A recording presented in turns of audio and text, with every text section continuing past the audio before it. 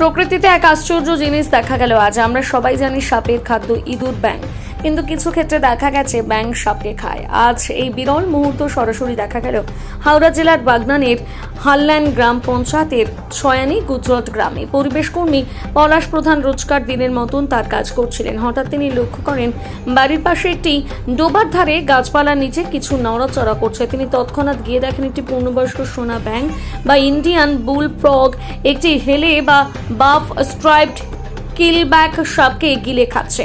পলাশ প্রধান ব্যাঙটিকে বিরক্ত না করে এই বিরল মুহূর্ত ক্যামেরা বন্দী করে। ব্যাঙটি আস্তে আস্তে সাপটিকে গিলে খায়।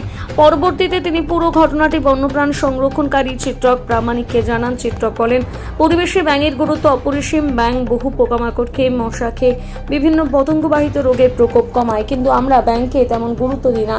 একটা পূর্ণবয়স্ক কোলা ব্যাঙ, সোনা ব্যাঙ, কলাজ, চন্দ্রবোড়ার মতন সাপের ছানা খেয়ে নিয়ে পরিবেশ সাপের সংখ্যা নিয়ন্ত্রণ করে, কিন্তু জলাভূমি ভরাট, পুকুরের পাড় বাঁধিয়ে দেওয়ার জন্য ব্যাঙের প্রজননের সমস্যা হচ্ছে, ব্যাঙের সংখ্যা কমছে।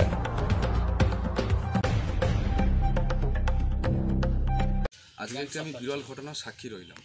প্রতিদিনের মতোই বাড়িতে কাজ করছিলাম, হঠাৎ দেখতে পাই এই জায়গাটার মধ্যে, এই ঝোপটার ভেতরে কোনো কিছু একটা লড়ছে।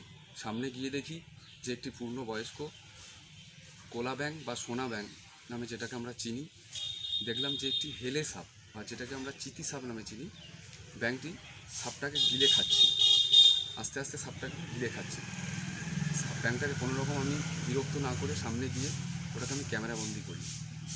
সঙ্গে সঙ্গে আমি আমার ভাই পরিবেশ প্রেমী চিত্রক প্রামাণিককে আমি ছবিটা পাঠাই। সে দেখে অবাক হয়ে যায়। সে সঙ্গে সঙ্গে আমাকে ফোন করে যে এটি একটি বিরল ঘটনা। আমরা সবাই জানি সাপে ব্যাঙ খায়, কিন্তু নিজের চোখে দেখলাম যে ব্যাঙ সাপ খাচ্ছে। আমরা জানি পরিবেশের ভারসাম্য বজায় রাখে ব্যাঙ পোকা মাকড় খেয়ে, কিন্তু নিজের চোখে দেখলাম যে আজকে যে ব্যাঙ সাপ খাচ্ছে। সত্যি খুবই আনন্দিত আমি দেখার পর। তাই সবার কাছে একটা অনুরোধ, ব্যাঙকে কেউ মারবেন না। ব্যাঙ পরিবেশের গুরুত্বপূর্ণ একটি অঙ্গ।